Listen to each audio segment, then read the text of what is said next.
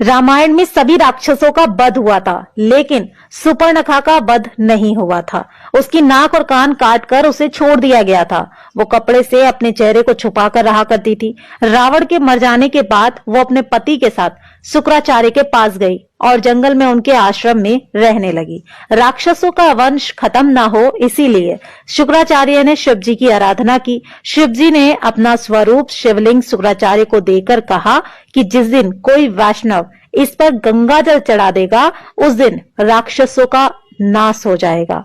उस आत्मलिंग को शुक्राचार्य ने डर की वजह से वैष्णव मतलब हिंदुओं से दूर रेगिस्तान में स्थापित किया, जो आज अरब में मक्का मदीना में है। सुपर्णखा जो उस समय चेहरा ढककर रहती थी, वो परंपरा उसके बच्चों ने पूरी तरह निभाई। आज भी मुस्लिम औरतें अपना चेहरा ढककर रहती हैं। सुपर्णखा के वंशज आज मुसलमान कहलाते हैं, क्योंकि शुक्राचार्य ने इनको जीवन दान दिया। इसलिए ये शुक्रवार को विशेष महत्व देते हैं। पूरी जानकारी तथ्यों पर आधारित और सत्य है। आगे देखिए दोस्तों, अब जानते हैं कि इस्लाम कैसे पैदा हुआ। असल में दोस्तों, इस्लाम कोई धर्म नहीं है, वो एक मजहबी दिनचर्या है। मजहब का मतलब होता है अपने कबीलों के गिरोह को बढ़ाते चले जाना।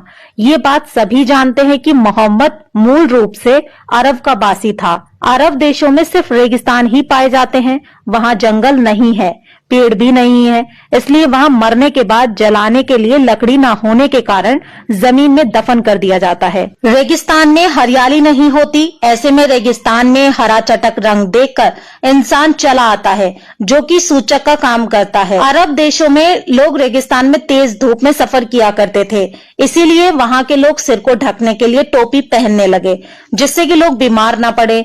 अब रेगिस्तान में खेत तो थे नहीं, ना ही फल थे खाने को, तो वहां अनाज नहीं होता था, इसीलिए वहां के लोग जानवरों को काट कर खा जाते थे और अपनी भूख मिटाने के लिए इसे कुर्बानी का नाम दे दिया गया और एक प्रथा बना दी गई। फिर त्योहार बना दिया गया।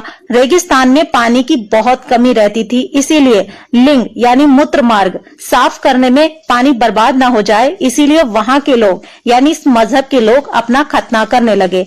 खतना यानी अपने प्राइवेट पार्ट का अगला हिस्सा काटने लगे। सब लोग एक ही कबीले के खानाबदोश होते थे, इसीलिए आपस में भाई बहन ही निकाह कर लेते थे। रेगिस्तान में मूर्ति बनाने के लिए मिट्टी मिलती नहीं थी, जिसके कारण इन्होंने मूर्ति पूजा को अपने कबीले में यानी अपने मजहब में खारिज कर दिया। एक जगह से दूसरी जगह जाना पड़ता था, इसीलिए कम बर्तन भी रखते थे।